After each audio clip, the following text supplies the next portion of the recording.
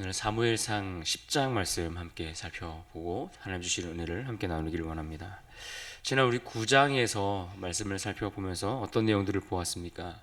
하나님은 이 사무엘을 통해서 베냐민 지파의 기스의 아들 이 사울이라는 한 인물을 택하여서 이제는 그를 이스라엘의 초대 왕으로 세우시겠다라고 말씀하시는 내용들을 우리가 보았습니다. 그러나 그 과정을 인도하심을 볼 때에 그것은 눈에 보이지 않는 아주 평범한 일상 속에서, 그러나 하나님께서 아주 세밀하게 인도하고 계심을 보았던, 그러나 그 평범한 시간들을 통해서 그러한 과정들을 이끌어 가신다는 것을 우리가 볼 수 있었습니다. 잃어버린 나귀를 찾으러 나섰던 사울은 뜻밖의 만남을 경험하게 되는데, 그가 바로 사무엘과의 만남이었습니다. 하나님은 이 사무엘을 통해서 사울에게 온 이스라엘이 사모하는 자라고 그렇게 칭하면서 그가 곧 이스라엘의 왕으로 세움받게 될 것을 말씀해 주셨습니다. 그런데 생각해 보면 이 사울 입장에서 볼 때에 이보다 더 황당하고 이보다 더 당황스러운 일이 또 있었을까라는 생각을 해봅니다. 잃어버린 나귀를 찾기 위해 부모님이 시킨 그 심부름을 위해서 집을 나섰을 뿐인데, 이 길이 하나님께서 자신을 왕으로 세우기 위해서 이끌어 가시는 인도하심이었다라는 사실을 듣게 되었을 때 얼마나 그가 놀랐겠습니까? 게다가 사무엘이 이 사울에게 했던 그 말을 듣고 아마도 자기의 귀를 의심하지 않았을까요? 그렇게 놀라운 이야기를 듣고 자기의 귀로 들은 바를 의심할 새도 없이 이어지는 본문의 내용이 오늘 본문 10장 1절의 말씀입니다. 여기 보면 하나님이 사무엘을 통해 이제는 사울에게 기름을 붓는 장면으로 바로 이어지는 것을 볼 수 있습니다. 1절을 보십시오. 이에 사무엘이 기름병을 가져다가 사울의 머리에 붓고 입맞추며 이르되 여호와께서 내게 기름을 부으사 그의 기업의 지도자로 삼지 아니하셨느냐. 이 기름 붓는 장면을 보면 이 문장의 구조가 능동형으로 기록되어 있습니다. 그래서 그가 기름을 부었다, 이렇게 그 의미가 해석될 수 있습니다. 그가 기름을 부었다. 기름을 붓는 주체가 있는데 그 기름을 붓는 주체가 누구입니까? 기름을 붓는 주체가 사람이 아니라 하나님이라는 것입니다. 그래서 이것을 통해서 사울이 지금 하나님에 의해서 지도자적인 어떤 직위에 취임을 했다, 이것을 보여주고 있습니다. 그러면서 동시에 여호와께서 그를 선택하셨다라는 하나의 상징이 되기도 합니다. 여기에는 사울과 하나님 사이에 특별한 언약이 맺어지고 그런 특별한 관계가 되었다라는 것을 의미하는데, 이 언약을 맺었다라는 것은 그 언약에 대한 약속을 이행하고 지켜야 한다라는 것을 의미합니다. 그래서 이스라엘의 왕으로서 선택된 이 사울이 하나님과의 계약적인 그 의무를 잘 수행하는 자가 되어야 한다라는 뜻을 가지고 있습니다. 여호와 하나님의 대리인으로서의 왕, 그러니까 그저 인간의 왕으로서 존재하는 것이 아니라 하나님께서 맡겨주신 그 일들을 감당하는 하나님의 대리자로서의 왕의 역할을 감당해야 한다는 것입니다. 그래서 하나님의 언약에 대한 순종을 요구하고 계신다, 이것을 우리는 볼 수가 있습니다. 따라서 이제 사울이 이스라엘의 좋은 왕이 되려면 어떻게 하면 되겠습니까? 그것은 여호와의 언약에 따라 그 말씀에 순종하면 되는 것입니다. 그렇지 않으면 그에게 이 기름 부음을 통해서 그와 맺어진 이 관계가 파기되고 마는 것입니다. 그런데 보십시오. 나귀를 찾으러 나왔던 이 사무엘을 만나고 심지어 하나님이 왕으로 세우겠다라는 말씀까지 들었는데 거기에다가 하나 더 추가해 그에게 기름 붓는 장면까지 볼 수 있습니다. 사울의 입장에서 보면 이제는 뜻밖의 이 계속되는 일들을 경험하면서 사실 믿기도 그렇고 또 안 믿자니 또 그럴 수도 없고 이러한 상황에까지 이르게 되었다는 것을 우리는 볼 수 있습니다. 그래서 오늘 본문에 보시면 그에게 세 가지의 징조를 사무엘이 예언해 줍니다. 당신에게 있을 세 가지의 징조들에 대해서 예언을 해 줌으로써 이것들이 성취되는 것을 보면서 하나님이 나를 통해서 그와 같은 일을 하려고 하시는 것이 분명하구나 라고 하는 어떤 확신을 갖도록 말씀해 주는 내용들을 볼 수가 있습니다.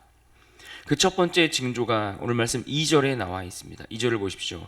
내가 오늘 나를 떠나가다가 베냐민 경계 셀사에 있는 라헬의 묘실 곁에서 두 사람을 만나리니 그들이 내게 이르기를 내가 찾으러 갔던 암나기들을 찾은지라 내 아버지가 암나기들의 염려는 놓았으나 너희로 말미암아 걱정하여 이르되 내 아들을 위하여 어찌하리요 하더라 할 것이요.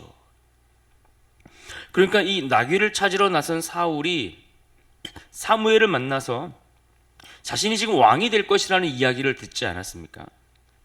그런데 그 말을 들은 것 자체만으로도 당황스럽고 황당하지 않을 수 없었을 것입니다. 그런데 생각을 해보면 그가 속한 지파가 앞에서도 그가 이야기했던 것처럼 베냐민 지파라는 생각에 이 작고 연약하고 힘없는 이 베냐민 지파에서 어떻게 이와 같은 일들이 있을 수 있을까 도저히 납득하기 어려웠을 것입니다. 심지어 사울은 지금 잃어버린 그 나귀를 찾아야 한다라는 것 때문에 그것을 찾지 못하는 염려를 가지고 있고, 게다가 그로 인해 아버지가 자기를 걱정하실 것이라고 하는 그런 생각까지 더해져서 정말 여러 가지의 염려들이 컸을 것입니다. 이런 상황에서 사무엘은 사울에게 잃어버린 암나귀를 찾았다라는 소식을 듣게 될 것이다 라고 예언해 주고 있는 것입니다. 그런데 그 소식을 어디서 듣게 되는가? 라헬의 무덤에서 그 이야기를 듣게 될 것이라는 이야기입니다. 왜 라헬의 무덤을 언급하고 있습니까? 라헬은 가족과 함께 헤브론으로 올라가는 도중에 심한 산고로 고통을 당하다가 거기서 자녀를 낳습니다. 그래서 그 자녀의 이름을 슬픔의 자식, 즉 베노니라고 그 이름을 짓고 라헬은 거기서 숨을 거두게 됩니다. 그런데 그 아이를 그의 남편 야곱이 무엇이라고 이름을 고쳐 불렀습니까? 오른손의 아들, 슬픔의 자녀가 아니라 오른손의 아들, 권능과 힘과 능력의 아들. 그래서 즉 베냐민이라고 그 이름을 고쳐 불렀습니다. 그러니까 라헬이 베냐민을 낳다가 죽었던 그 비극적인 장소가 사실은 시간이 지나고 후에 그곳이 바로 베냐민 지파가 차지한 땅이 된 것입니다. 이런 상황을 가지고서 이러한 여러 가지 역사적인 배경들을 가지고서 이스라엘의 초대 왕이 그 베냐민 땅에서 났다라는 사실을 연결시켜 주고 있습니다. 비록 기브아 사람들의 그들의 죄로 인해서 이 베냐민 지파가 진멸당하여 거의 사라질 뻔했던 연약한 지파였지만 하나님은 그 가운데서 이스라엘을 블레셋 손에서 건져낼 구원자를 특히 사울로 택하여 불러내셨다라는 것을 이야기하고 있는 것입니다. 이런 역사적 의미가 있는 그 장소에서 사무엘의 그 예언이 성취되는 것을 통해 사울이 하나님 말씀에 대한 확신을 갖도록 이와 같은 징조를 주고 있는 것입니다. 두 번째로 사무엘이 징조로 사울에게 예언했던 것은 3절과 4절 말씀에 기록되어 있습니다. 말씀을 보겠습니다. 내가 거기서 더 나아가서 다볼 상소리 나무에 이르면 거기서 하나님을 배우려고 베델로 올라가는 세 사람을 만나리니 한 사람은 염소 새끼 셋을 이끌었고 한 사람은 떡 세 덩이를 가졌고 한 사람은 포도주 한 가죽 부대를 가진 자라. 그들이 내게 문안하고 떡 두 덩이를 주겠고 너는 그의 손에서 받으리라. 이 두 번째 징조는 어떤 내용입니까? 다볼 상수리 나무에서 이루어질 것인데 이것이 정확히 어떤 곳을 이야기하는지는 알 수 없지만 이곳에서 하나님을 뵈려고 베델로 올라가는 세 사람을 만날 것이다 이렇게 이야기하고 있습니다. 그런데 이들이 하나님을 만나기 위해서 베델로 올라가고 있는데 이들은 어떤 하나님을 예배하기 위해 만나기 위해 올라가는 자들인가 하니 그것은 오늘 본문 1절에서 언급하고 있는 것처럼 사무엘에게 기름을 부어 그를 이스라엘의 왕으로 세우시려는 그 하나님을 배우려고 올라가는 자들이다. 이렇게 문장의 구조가 이어지고 연결이 됩니다. 그래서 이것을 조금 풀어서 설명하면 이들은 사울에게 기름을 부어 왕으로 세우심으로 그들을 블레셋 손에서 구원하실 그 하나님께 예배하기 위해 베델로 올라가는 자들을 이렇게 설명할 수가 있습니다. 그래서 지금 이들이 하나님께 예배하러 하나님을 만나러 올라가면서 예물을 가지고 올라가는데 그 예물의 일부를 사울이 받게 될 것이다 라고 예언해 주고 있습니다. 왜요? 사울이 하나님에 의해서 이스라엘의 왕으로 선택되었기 때문에 그와 같은 일들이 이루어질 것이다 라고 말씀해 주고 있는 겁니다. 그래서 이와 같은 징조가 성취되는 것을 통해서 또 마찬가지로 사울이 그 마음에 확신을 갖도록 그 확신을 심어주기 위해서 이와 같은 징조를 예언하고 있습니다. 또 마지막 세 번째 예언이 있는데 이 세 번째 징조로 예언한 말씀은 사울에게 확신을 주기 위해서 했던 세 번째 말씀은 5절과 6절 말씀입니다. 5절과 6절도 봅니다. 그 후에 내가 하나님의 산에 이르리니 그곳에는 블레셋 사람들의 영문이 있느니라. 내가 그리로 가서 그 성읍으로 들어갈 때에 선지자의 무리가 산당에서부터 비파와 소고와 저와 수금을 앞세우고 예언하며 내려오는 것을 만날 것이요 내게는 여호와의 영이 크게 임하리니 너도 그들과 함께 예언을 하고 변하여 새 사람이 되리라 라고 말씀하고 있습니다. 확신을 심어주기 위한 세 번째 징조의 내용이 무엇이었습니까? 사울이 하나님의 산에서 예언하는 선지자의 무리를 만날 것인데 그때에 사울에게 하나님의 영이 임하게 될 것이다 라고 말씀해주고 있습니다. 그로 인해 그가 새 사람이 될 것이다 이 이야기를 들려주고 있는 것입니다. 여기서 말하는 선지자의 무리는 아마도 그 시대의 그 사사시대의 그 암흑시대를 지나오면서 영적으로나 어떤 도덕적인 회복을 바라고 그래서 선지자의 그 수하에 들어가서 그에게 배우고 훈련받고 뭔가 하나님을 섬기는 순수한 신앙의 회복을 기대했던 사람들의 그러한 무리들이 훈련받는 이들이 있었던 것을 언급해 주고 있는 것으로 볼 수 있습니다. 그래서 마치 엘리야나 엘리사 시대에 선지 생도들이 있었던 것과 아주 비슷하게 이해가 될 수 있는 부분입니다. 특히 여기서 여호와의 신이 크게 임했다라는 것은 그에게 크게 돌진했다 이런 뜻입니다. 그러니까 강하게 하나님의 영이 아주 강력하게 그에게 임했다라는 것을 임할 것이다라는 사실을 말씀해 주고 있습니다. 실제로 삼손이나 다윗 같은 인물들이 블레셋과 싸워서 승리하는데 이 블레셋과 싸워서 승리할 때에도 여호와의 신이 그들에게 임했다라고 하는데 그와 비슷한 그와 마찬가지의 이야기를 들려주고 있는 것입니다. 마찬가지로 사울에게도 그와 같이 여호와의 신이 임하여 하나님의 능력이 그에게 임해서 블레셋 손에서 이스라엘을 구원할 것이다 라는 것을 들려주고 있는 것입니다. 특히 여호와의 영이 그에게 임했다. 그래서 그가 새 사람이 되리라 이렇게 말씀하고 있습니다. 이것은 죄인이 구원받아서 의인이 된다라는 중생의 의미보다는 하나님께 쓰임받을 만한 능력의 사람으로 성령에 붙들려지는 존재로서 그가 새 사람이 된다 이렇게 강조해주고 있다라는 이야기입니다. 그래서 하나님의 능력으로 왕의 직무를 수행할 수 있을 만큼 탁월한 그런 수행 능력을 하나님께서 부여해 주시는 그런 말씀으로 이해할 수 있는 표현들입니다. 그러면서 뭐라고 말합니까? 7절을 보십시오. 이 징조가 내게 임하거든 너는 기회를 따라 행하라 하나님이 너와 함께 하시느니라.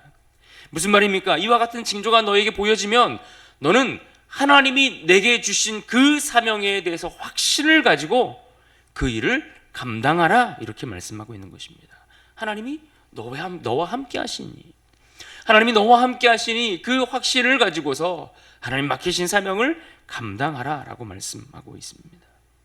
머뭇거리지 말라는 것입니다. 주어진 사명에 주저하지 말고 그 일을 감당하기 확신을 가지고 행동하라 말씀합니다. 그렇습니다. 하나님은 우리에게 확신을 주시는 분입니다. 하나님의 일을 맡기심에 있어서 그 사명을 잘 감당하기 위해 그 소명에 대해서 확신을 주시고 그 확신 가운데 우리가 기꺼이 순종하여 행동하기를 원하십니다. 그렇게 움직이는 자에게 함께 하시는 하나님이십니다. 그렇게 확신을 심어주신 그 다음에 그러고 난 이후에 어떻게 합니까? 오늘 본문에 보시면 제비뽑기를 합니다. 그래서 이 제비뽑기를 통해 사울을 왕으로 선출하여 많은 백성들 앞에 그가 왕이 되었음을 선언해 주는 장면을 볼 수 있습니다. 그러니까 지금 이 사울을 그냥 왕으로 덥석 데려다가 세우는 것이 아니라 먼저는 기름을 부어 하나님께서 그에게 그를 선택하셨다라는 것을 이 기름 붓는 행위를 통해서 확인해 주시고 하나님께서 너에게 이것을 맡기셨다라는 것을 보여줍니다. 그리고 이것이 또 사람들을 볼 때에 뭐 기름을 부었다고 해서 아무나 기름을 갖다 붓는다고 해서 이것이 하나님께서 하신 일인지 어떤 일인지 알 수가 없고 또 이것이 우연히 된 일처럼 여길 사람들도 있을 것이기 때문에 기름 붓는 것으로 끝나지 않고 거기에다가 또 그가 받은 소명에 대한 확신도 심어주시고 또 제비뽑기를 통해 그가 진짜 하나님께서 세우셨다라는 것을 많은 사람들에게 보여주는 그렇게 확증해 나가는 그런 과정들을 하나하나 치르게 되는 것을 볼 수 있습니다. 그렇습니다. 하나님이 우리를 쓰실 때도 이와 같습니다. 그냥 아무렇게나 데려다가 하나님의 일을 하라고 우리를 사용하는 것이 아닙니다.